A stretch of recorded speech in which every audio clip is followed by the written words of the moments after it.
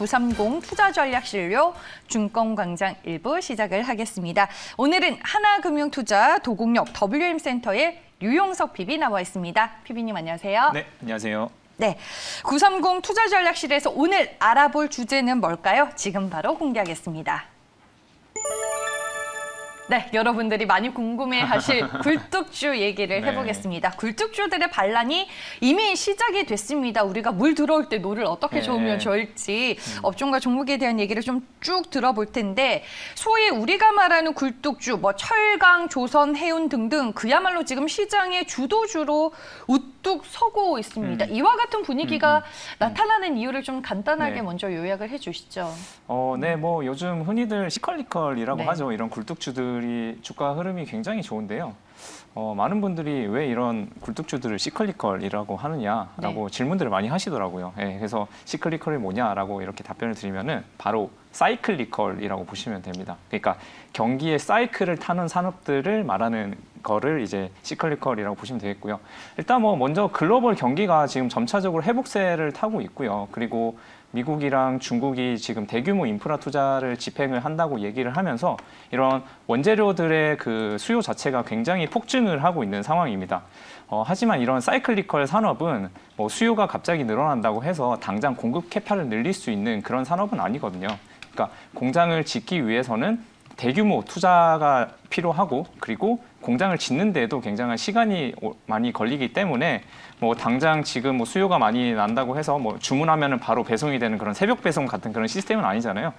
그렇기 때문에 요즘같이 수요가 폭증하는 사이클에 이렇게 이미 생산 역량을 갖추고 있는 우리나라 기업들이 굉장한 호실적을 낼 수밖에 없는 거고요. 그리고 또 이러한 반문을 하실 수도 있을 것 같아요. 뭐 미국과 중국이 아무리 돈을 많이 풀었다고 하더라도 갑자기 이렇게 수요가 많아질 수 있느냐, 이런 원자재 가격들이 왜 이렇게 폭등을 하는 것이냐라고 질문을 하실 수도 있겠는데 저는 지금의 이런 코로나 팬데믹 상황도 그 굉장한 이 가격 폭등에 영향을 끼치고 있다라고 저는 생각을 하고 있습니다. 그래서 공급과 수요 측면에서 제가 말씀을 드릴 텐데 먼저 수요 측면으로 보시면은 지금 예전에는 뭐 여행을 간다거나 아니면 사람들이 모여서 모임을 한다거나 하면서 돈을 소비를 했잖아요.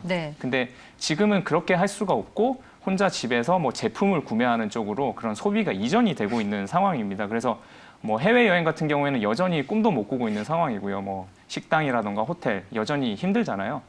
하지만 사람들이 이런 억눌린 감정을 이렇게 뭔가 표출을 해야 되니까 보복 소비를 하고 있는 거거든요. 그래서 자동차를 사거나 뭐 가전제품을 사거나 뭐 이렇게 소비가 이어지면서 제조업에 대한 수요가 많이 생기고 있는 거고요. 그리고 공급적인 측면으로 봤을 때도 우리나라 기업들이 굉장히 수혜를 받고 있습니다. 지금 뭐 글로벌리 그 공장들이 뭐 셧다운이 된다거나 이런 팬데믹 상황 때문에 영향을 많이 받고 있는데 우리나라 같은 경우에는 그나마 이제 상대적으로 방역을 잘 했기 때문에 공장들이 문제없이 돌아가고 있는 상황이고요.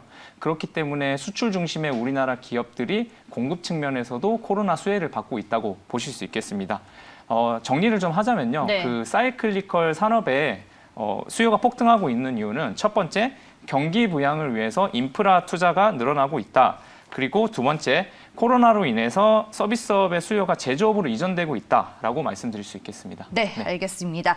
지금 이제 어떤 구조로 흘러가고 있는지에 대해서 먼저 말씀을 해주셨습니다. 뭐 전체적으로 이제 원자재와 관련된 업종들의 사이클이 이제 시작이 됐다라고는 볼 수 있겠지만 하지만 이 사이클이 또 언제까지 지속이 될 건지 그리고 이 업종 내에 들어가는 종목들을 자세하게 봤을 때 또 사업 부문별로 하고 있는 것들이 조금 디테일하게 차이가 나기 때문에 오늘은 저희가 여기에 좀 집중을 해서 얘기를 들어볼까 합니다. 먼저 이제 시클리컬 업종 굴뚝주에 대한 전체적인 얘기를 들어봤고요. 업종별로 자세히 들어가서 철강부터 저희가 공부를 해보겠습니다. 철강 업종은 포스코도 그렇고 현대제철도 그렇고 지금 실적과 주가가 호황을 다 얘기해 주는 것 같아요. 네, 맞습니다. 뭐 이번 주에 뭐 포스코랑 현대제철 실적 발표가 있었는데요. 뭐 실적을 말씀드리면 더 이상 뭐 철강업에 대해서 이렇게 뭐 설명할 필요가 없을 것 같아요. 일단 먼저 세계 1위 철강 회사죠. 포스코 같은 경우에는 올해 1분기 영업이익이 1조 5,500억 원을 발표를 했습니다. 그래서 전년 대비 2배 상승한 거고요. 그리고 2011년 2분기 이후로 분기 기준으로는 거의 10년 만에 최대치를 기록을 했습니다. 그리고 현대제철 같은 경우에는 작년 1분기에는 영업이익이 적자였어요. 근데 이제 올해 1분기에 흑자 전환을 했고 이익만 3천억 원을 넘어선 상황입니다. 그래서 시장 컨센이 뭐 영업이익 한 1,800억 정도 봤었는데 지금 뭐 연초부터 뭐 시장에서는 철강업이 좋다 했지만 이렇게까지 좋을 줄은 몰랐던 거죠. 그래서 어닝 서프라이즈를 기록을 했고요. 그리고 기본적으로 이런 사이클리컬 산업들이 좋은데다가 우리나라 철강 기업들이 특히 좀 수혜를 받고 있는 이유가 이제 세계 1위 철강 그 산업 그 생산국인 중국의 감산 정책 때문입니다. 그래서 중국 정부가 그 탄소 배출 저감을 위해서 중국 국유 철강 기업들에게 감산을 지시한 건데요. 그래서 철강 공급은 타이트해졌고 대신에 그 원재료인 철강석 가격은 끌어내려가고 있기 때문에 중국 이외에서 그 영위를 하고 있는 철강 기업들에게는 아주 큰 수혜를 입고 있는 상황인 거고요. 네. 예, 마찬가지로 그래서 우리나라 철강 기업들의 1분기 실적이 드라마틱하게 좋아졌고 그리고 향후에도 계속 좋은 흐름을 이어나가지 않을까 그렇게 보고 있습니다. 이번 1분기 실적의 콩쿨 얘기를 들어보니까 현대제철도 그렇고 2분기까지는 호실적을 좀 장담하는 분위기더라고요. 회사 그렇죠. 입장에서. 네, 아무래도 그 중국의 감산 정책 영향이 좀 큰 것 같아요. 예, 그런 것들이 좀 있고 그다음에 원재료 가격들의 어떤 제품 가격으로의 스프레드도 가격 전이도 지금 잘 이루어지고 있기 때문에 뭐 2분기까지는 철강 기업들의 실적이 괜찮지 않을까 그렇게 전망하고 있습니다. 알겠습니다. 뭐 올해 상반기 내내 호실적이 예고가 되고 있는 철강주들 그렇다면 주가도 우상향 기조가 또 이어질 수밖에 없는 건지 저희가 종목으로 들어가서 좀 자세한 얘기를 들어보겠습니다. 뭐 포스코, 현대제철, 동국지강 등등은 지겹도록 많이 들어보신 종목일 것 같아서 저희가 오늘은 세아제강으로 철강주에서 종목을 골라봤습니다. 세아제강은 미국형 관관 수출이 이제 주를 이루는 관관업체로 제가 알고 있거든요. 그렇죠. 네. 예, 관관 뭐 파이프죠, 파이프. 예, 파이프를 연간 한 150만 톤 정도 하는 국내 최대 관관 업체라고 볼 수 있겠고요. 네. 뭐 배관용이라던가 아니면은 송유용, 유정용 이런 다양한 용도의 그 탄소 관관이나 특수관을 생산하는 기업입니다. 그래서 뭐 주 매출전은 뭐 말씀하신 것처럼 미국의 에너지 쪽 그리고 국내 건설 쪽 이렇게 좀 양분을 하고 있다라고 볼 수 있겠습니다. 먼저 국내 건설 부문 같은 경우에는 최근에 부동산 공급 확대 기조에 따라서 건설 업황 자체가 좋기 때문에 꾸준히 우상향할 것으로 예상이 되고 있고요.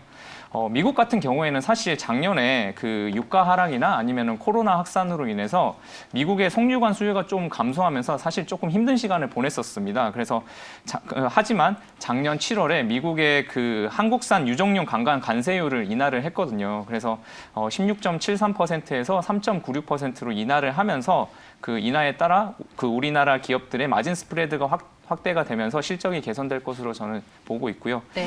그리고 세아제강은 기존의 매출처를 할 수 있는 이런 뭐 국내 건설이라던가 아니면 미국의 에너지 관관 이외에도 친환경 분야에서 새로운 모멘텀 두 가지가 있습니다. 첫 번째는 해상풍력 발전 시장이고요. 두 번째는 LNG 터미널 향입니다. 먼저 해상풍력 같은 경우에는 세아제강이 2017년부터 글로벌 해상풍력 발전 프로젝트 제키타입의 그 하부 구조물을 소재로 납품을 하고 있는 상황이고요. 현재 캐파가 한 4만 톤 정도 되는데 뭐 꾸준히 추가 증설 계획을 발표를 하고 있기 때문에 이러한 신규 수주가 지속 확대 중임을 이렇게 증명을 할 수 있지 않을까라고 보고 있습니다. 그다음에 LNG 터미널향 같은 경우에도 역시나 성장세를 이어가고 있는데요. 지금 LNG 터미널향 프로세싱 파이프 그리고 구조물 파일을 연간 한 15만 톤 정도 세아제강이 하고 있습니다. 근데 전 세계적으로 지금 200개 이상의 LNG 터미널 프로젝트가 진행 중이고 그다음에 훨씬 많은 수의 수주가 계속 이어질 것으로 보고 있기 때문에 세아제강에 추가 수주가 있을 것으로 보고 있고요. 따라서 뭐 세아제강이 전반적으로 지금 철강 업황 자체도 좋고 그다음에 친환경 분야에서도 두 가지 모멘텀이 있기 때문에 꾸준히 공부해 보시면 좋을 것 같습니다. 네. 해상풍력과 LNG 터미널용 관관 매출 확대 전망을 예고해 주셨습니다. 지난주 목요일부터 세아제강의 주가도 좀 빠르게 오름감이 있지 않은데 투자 매력도 저희가 별점으로 좀 자세히 들어보겠습니다. 이 종목 별점 몇 점 주시겠어요? 네, 저는 세아제강 매력도를 별점 4점으로 드리도록 4개 하겠습니다. 주셨네요. 주가가 단기간에 좀 빠르게 오르기는 했지만 우리가 뭐 주가가 올라간 폭보다는 밸류에이션 측면에서 뭐 아직 더 올라갈 여지가 있냐 이게 더 중요할 것 같은데. 그렇죠. 지금 올해 세아제강 그 예상 영업이익이 한 670억 원 그리고 순이익이 뭐 한 430억 수준이거든요. 근데 지금 뭐 현재 시가총액이 한 3,200억 원대, 200억 원대면은 퍼 기준으로 한 7배 수준이기 때문에 그동안 뭐 단기적으로 많이 오르긴 했지만 밸류에이션 측면에서는 아직 그렇게 부담스러운 수준은 아닌 것 같습니다. 아직 저평가 매력이 좀 존재하는 구간이다라는 말씀이신 거네요. 차트는 혹시 봐주실 수 있을까요, 세아제가? 차트 잠시만요. 네. 저희가 세아제강 이제 그러면 세아제강 차트는 저희가 네. 넘어가도록 하겠습니다. 일단 별점 4개와 함께 저평가되어 있는 부분이 있기 때문에 앞으로 수출 회복이 예상되는 사업 부문에 대해서 저희가 얘기를 들어봤습니다. 다음에는 차트도 같이 네. 펴주세요, PB님. 네, 알겠습니다. 네. 알겠습니다. 저희가 철강주 그리고 그 안에서 세아제강에 대한 얘기를 들어봤고요. 다음은 이제 조선주로 넘어가겠습니다. 글로벌 물동량 증가하고 있고 BDI 운임지수 중고선가 신조선가 할 것 없이 가격이 다 오르고 있더라고요. 네, 맞습니다. 지금 조선업 같은 경우에는 여러 가지 시클리컬 산업들이 있지만 그 중에서도 가장 좀 극적으로 분위기가 반전되고 있는 저는 섹터라고 보고 있습니다. 왜냐하면은 조선업이 지난 한 3, 4년 정도 굉장히 힘들었잖아요. 네. 예, 중국이 저가 수주 공세를 하면서 이제 수주 물량이 없어서 굉장히 힘든 시간을 보냈는데 조선업 전체가 지금 정부 차원의 구조조정 대상으로 이렇게 꼽혀왔을 정도로 힘든 시간을 보냈었습니다. 하지만 최근에 2가지 포인트에서 저는 조선업이 크게 변하고 있다라고 말씀을 드릴 수 있겠는데요. 첫 번째 포인트는 제가 이 준비한 사진을 잠깐 보여드리도록 하겠습니다. 이게 그 사진을 보시면 굉장히 크게 와닿으실 수 있을 것 같은데 이 사진이 작년에 저희 하나금융투자의 박무현 애널리스트께서 쓰신 2021년 조선업종 전망 자료의 대표 커버 사진입니다. 그래서 이 사진을 딱 보시면은 선박들에서 나오고 있는 저런 매연들이 어마어마하게 이렇게 환경 오염을 시키고 있고 이런 배들이 전 세계를 이렇게 누비고 있다라는 상징하는 자료로 보시면 될 것 같고요. 친환경 선박으로 이제 바뀔 거다 이런 걸 좀 의미하는 사진인가요, 그러면은? 그렇죠. 기존에는 벙커시유라고 하는 그런 화석 연료를 기반으로 해서 이렇게 선박들이 운행이 됐었는데 이제는 지금 전 세계 친환경 기조에 따라서 LNG라던가 아니면 LPG를 연료로 하는 그런 선박들로 다들 교체가 많이 될 것으로 지금 예상이 되고 있습니다. 그래서 근데 이러한 고부가가치 선박을 건조를 하기 위해서는 굉장한 기술이 필요하고 고도화가 되어 있어야 되는데 세계 조선 업계에서 우리나라만큼 그렇게 기술적인 측면에서 이런 고부가가치 선박들을 제조할 수 있는 나라가 많지 않거든요. 그래서 저는 우리나라 조선업들의 기술력이 이제 빛을 발할 때가 되지 않았나라고 보고 있는 거고요. 이번에 수에즈 운하에서 자초된 배 같은 경우에도 일본 선박이었잖아요. 그래서 바람을 이기지 못해서 자초되었다고 하는데 사실은 일본 선박 품질의 어떤 신뢰성을 잃을 수 있는 그런 대표적인 케이스가 될 것 같고요.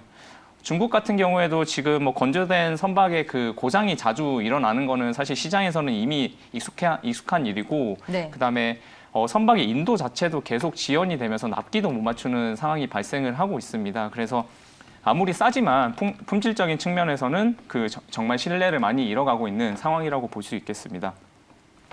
네, 두 번째 포인트는 말씀하신 글로벌 해운 몰동량 증가입니다. 지금 글로벌 경기 회복되면서 해운 몰동량이 급증을 했고 기존 선박들로는 급증한 해운 물동량을 감당을 못하고 있는 상황이기 때문에 지금 컨테이너나 아니면 벌크선에 대한 신규 발주가 계속 나오고 있는 상황이고요. 조선사 입장에서는 지금 지속적으로 수주의 잭팟이 터지고 있다라고 볼 수 있겠습니다. 그래서 클락슨 리서치에서는 올 1분기 컨테이너선 신규 발주량이 지난해 4분기의 2배, 그리고 지난해 1분기에 비해서는 한 10배가량 증가했다라고 밝히고 있고요. 그 중에 우리나라 조선 3사만 하더라도 컨테이너선에 한 62척 정도를 쓸어 담았습니다. 그래서 결론적으로 지금 물동량 증가로 신규 조선에 대한 어떤 신규 발주가 계속 일어나고 있는 상황이고요. 그다음에 친환경 기조로 인해서 LNG선이나 LPG 같은 그런 고부가가치 선박의 수주가 계속 이어지고 있기 때문에 지금 점차 조선업계의 시선이 한국으로 지금 집중이 되고 있는 상황입니다. 업황도 업황이지만 전 세계 이제 기후 정책으로 인해서 친환경 선박이 주목을 받을 수밖에 없는데 그 분야에 있어서 한국의 기술력이 또 독보적이기 때문에 앞으로 미래가 밝아 보인다 이렇게 말씀을 해주시는 것 같습니다. 조선주 업황 얘기를 저희가 먼저 들어봤고요. 조선주 최근에 주가가 이미 다 신고가기는 합니다. 하지만 그 중에서 한 종목을 골라서 또 자세히 저희가 들여다보겠습니다. 종목은 한국조선해양으로 골라봤어요. 우리나라 조선업의 대장이라고 할 수 있죠. 한국조선인데, 조선 조선해양인데. 3사에 들어가는 이제 빅3 중 하나죠. 그렇죠. 근데 이제 한국조선해양이 약간은 이름이 최근에 바뀌어가지고 좀 헷갈려 하시는 분들도 맞아요. 계세요. 예, 네. 그래서 2019년도에 예전에 그 현대중공업이죠. 현대중공업이 물적 분할되면서 한국조선해양 그리고 현대중공업 이렇게 쪼개졌고 대신 한국조선해양이 현대중공업의 지분 100%를 가지고 있는 상황입니다. 그래서 네.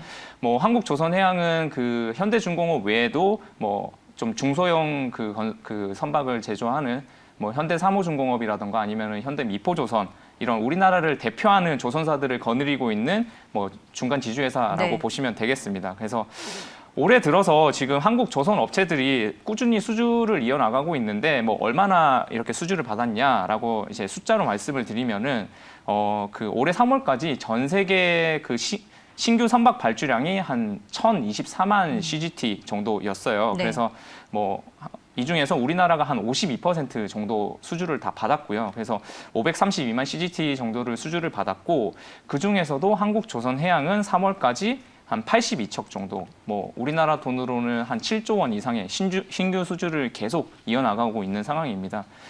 물론 뭐 조선업이라는 게 수주를 받고 그다음에 건조한 다음에 인도까지 뭐 한 2년, 3년 이렇게 꽤 오랜 사이클이 그렇죠. 걸리는 산업이기 네. 때문에 사실 최근에 주가 상승은 뭐 당장 올해 내년 밸류에이션 측면에서는 조금 부담스러울 수는 있을 것 같아요. 하지만 제가 앞서 말씀드린 이런 조선업에서의 일련의 그런 흐름들은 뭐 잠깐 반짝 수주가 일어나고 있는 뭐 마이크로 사이클이 아니고 저는 10년, 20년 길게 걸쳐서 일어나는 매크로 사이클이 정말 크게 변하고 있다라고 보고 있고요. 그래서 우리나라를 대표하는 한국조선해양이 그 리더격으로 지금 조선업을 진두지휘하고 있다라고 말씀드릴 수 있겠습니다. 네, 알겠습니다. 조선주에서 한국조선해양 저희가 살펴봤습니다. 오늘도 주가 흐름 상당히 좋습니다. 2% 넘게 오르고 있고 장중에 신고가 찍었습니다.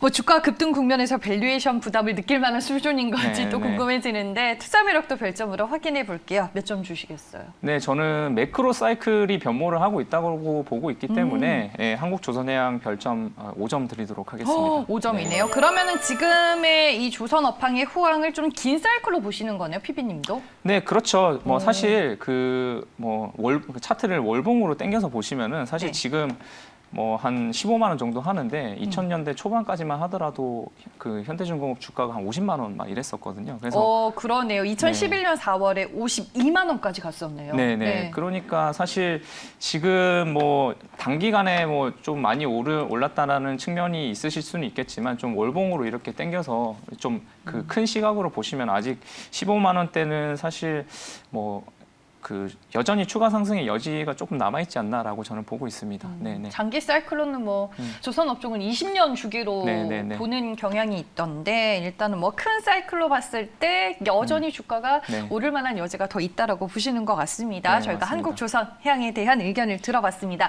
오늘 이제 굴뚝주들의 반란이 시작된 만큼 저희가 대표적인 시클리컬 업종에 대한 얘기와 종목 얘기를 들어보고 있는데 마지막으로 오늘 유용석 PB가 꼽아줄 공략주, 굴뚝주 가운데 어떤 업종과 종목인지 네. 들어볼게요.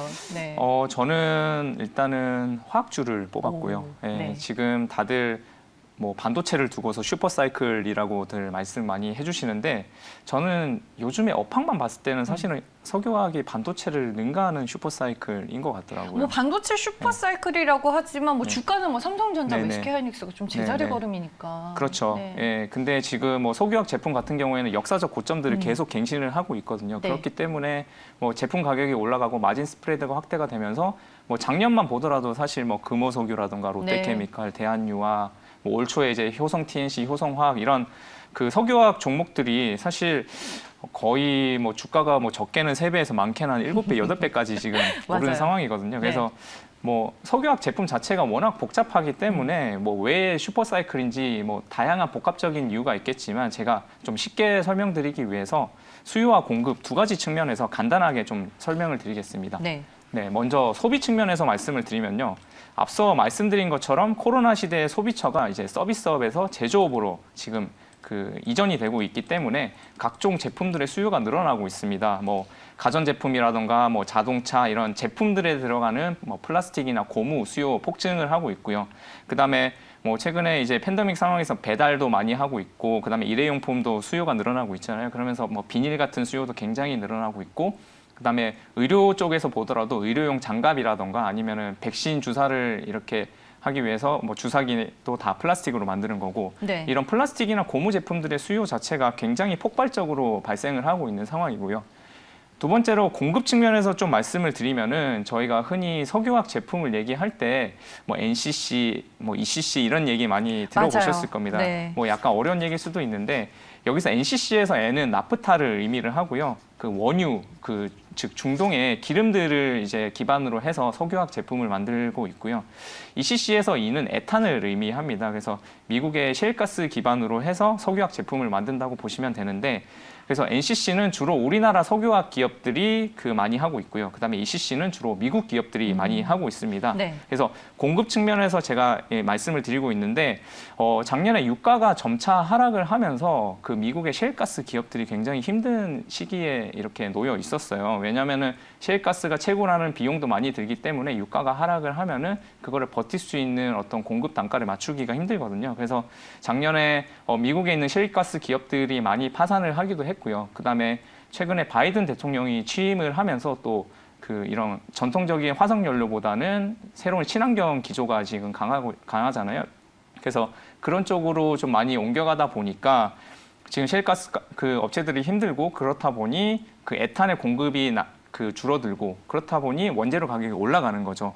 반대로 우리나라의 원유를 기반으로 하는 석유화학 기업들은 원재료 가격이 낮아졌고 상대적으로 미국에 있는 ECC 기업들이 힘든 상황에 처해지면서 이제 공급적인 측면에서 우위를 누리고 있는 상황입니다. 그래서 네. 뭐 수요적으로나 보더라도 공급적으로 보더라도 사실 가격은 폭등을 하고 있고 우리의 원재료는 낮아지고 있고 이렇기 때문에 지금 석유화학 기업들의 이익이 뭐 엄청난 지금 숫자를 보여주고 있는 상황입니다. 그래서 지금 이런 격포제를 맞이하고 있는 상황이기 때문에 아직도 저는 올해도 석유화학 기업들의 실적 자체는 엄청날 것으로 보고 있습니다. 네, 알겠습니다. 뭐 앞서서 말씀해 주셨던 대표되는 종목들은 이미 주가가 좀 많이 오른 경향이 있기는 한데 오늘 그러면 화학주 내에서는 어떤 종목을 공략주로 골라주실 거예요? 네, 저는 화학의 공략주로 DL을 말씀드리도록. DL이요? 네네네. 네. 여기가 이제 지주 회사이자 유화 그리고 화학 부문을 좀 담당하고 있죠. 네, 맞습니다. 네. 뭐 DL이 왜 석유화학 기업인지 약간 갸우뚱하시는 분들도 계실 것 같아요. 맞아요. 네. 사실 DL이라는 이름조차 생소하실 텐데 이게 대림 산업에서 석유화학 부문이랑 그다음에 건설 부문이 인적 분할을 하면서 이렇게 쪼개졌어요. 그래서 DL 같은 경우에는 지금 지주 회사를 담당을 하면서 그룹의 주요 석유화학 기업들을 자회사로 거느리면서 이렇게 사업을 영위를 해나가고 있는 상황이고요. DL ENC가 이제 분할이 돼서 지금 건설 부문 사업을 영위를 하고 있습니다. 작년 그리고 올해 초에 석유화학 기업들 주가가 되게 많이 올랐는데 사실 DL은 이런 석유화학을 영위를 하고 있는 기업임에도 불구하고 사실 요즘에 별로 오른 게 없어요. 왜냐면은 작년에는 DL, ENC랑 합쳐져 있으면서 건설이라는 그런 인식 때문에 시장의 주목을 받지 못했었고 올해 들어서 인적 분할하고 난 다음에는 지주사라는 또 그런 인식 때문에 주목을 받지 못했습니다. 그래서 사실 시장에 뭐 리포트도 많이 안 나올 정도로 시장에서 조금 소외를 받고 있는 종목이긴 하거든요. 리포트 찾아보기 힘들었어요, 제가 어제. 네. 네. 근데 하지만 기업을 좀 자세히 들여다 보시면은 아무리 지주사의 석유화학 기업이라고 하더라도 좀 너무 저평가 구간이라는 생각이 들었습니다. DL의 석유화학 자회사들을 이렇게 잠깐 보시면은 네. 뭐 굉장히 많은 기업들이 있는데 뭐 대표적으로 여천 NCC라는 기업이 있고요. 올해 영업이익이 한 5,800억 정도 하는데 지금 DL이랑 하나솔루션이 지분을 50%씩 가지고 있습니다. 그다음에 뭐 DL 케미칼도 올해 영업이익이 뭐 한 1,700억 정도 할 것 같고요. 폴리밀에도 영업이익을 한 1,500억 정도 할 것 같고요. 이렇게 다양한 알짜 석유화학 자회사들을 가지고 있음에도 불구하고 지주사라는 이유로 지금 시장의 주목을 받지 못하고 있습니다. 그래서 뭐 단순하게 지금 숫자로 좀 말씀을 드리면은 이런 알짜 석유화학 자회사들을 잘 모아가지고 지배주주 순이익으로 따졌을 때 올해 순이익만 한 4,800억 정도 예상이 되거든요. 네. 근데 하지만 지금 DL의 시가총액은 1조 6천억 원 수준입니다. 아직도 PR이 4배가 안 되는 그런 극심한 저평가 구간이라고 보고 있고요. 뭐 비슷한 제품을 만드는 피어그룹이라고 할 수 있는 뭐 대환유화 같은 경우에는 지금 2021년 지배주주 순이익이 한 3천억 정도 예상되는데 시가총액이 지금 2조 3천억이고요. 한 8배 지금 받고 있는 거죠. 네. 그다음에 롯데케미칼 같은 경우에도 지배주주 순이익을 뭐 한 1조 7천억 하는데 시가총액이 지금 한 10조, 한 6배는 받고 있는 거죠. 예. 그렇기 때문에 지금 대한유화보다도 지배주주 순이익 기준으로 훨씬 많은 돈을 벌 것으로 예상이 됨에도 불구하고 시가총액은 지금 대한유화의 뭐 한 80% 수준이라고 볼 수 있겠습니다. 그렇기 때문에 뭐 최근에 그 석유화학 기업들의 주가가 많이 올라서 좀 부담스러워하시는 분들이 많을 텐데 이렇게 네. 잘 찾아보시면은 저평가된 종목들을 이렇게 잘 발굴하시지 않을까 그렇게 말씀드리겠습니다. 알겠습니다. DL이었습니다. 상대적으로 좀 저평가되어 있는 종목이다라고 오늘 또 숨은 종목을 발굴해 네. 주셨습니다. 그러면 DL에 대한 투자 매력도 별점으로 정리를 해볼게요. 이 종목도 별점 5점. 5점 주시는 거네요. 만점입니다. 그러면 가격 전략을 좀 들어볼게요. DL. 네, 뭐 DL 같은 경우에는 지금 그 인적 분할한 다음에 한 6만 원 정도까지 빠졌다가 네. 지금 한 10만 원 초반대로 올라와 있는 상황인데요. 제가 봤을 때는 그 지금 한 10만 원에서 한 15만 원 정도 저는 목표가를 보고 있어요. 왜냐하면은 15만 원이 된다 하더라도 시가총액이 한 2조 3천억 원 정도 수준이거든요. 네. 예, 아까 말씀드린 것처럼 대한유화 대비해서 이익이 더 많이 나고 있음에도 불구하고 아직 그 시가총액은 그에 미치지 못하기 때문에 뭐 대한유화 수준이 한 2조 3천억 원 정도까지 보는 15만 원 정도를 제가 목표가로 제시를 드리도록 하겠습니다. 그다음에 뭐 손절가는 그 뭐 한 9만 원 정도 이렇게 말씀을 드리도록 하겠습니다. 네, 알겠습니다. 저희가 오늘은 굴뚝주에 대해서 모든 얘기를 들어봤습니다. 반란이 시작이 됐는데 물 들어올 때 저희가 어떻게 노를 잘 저으면 좋을지 종목 얘기로 다뤄봤고요. 그러면 살펴본 3개의 종목들 투자 매력도 총정리를 해보겠습니다.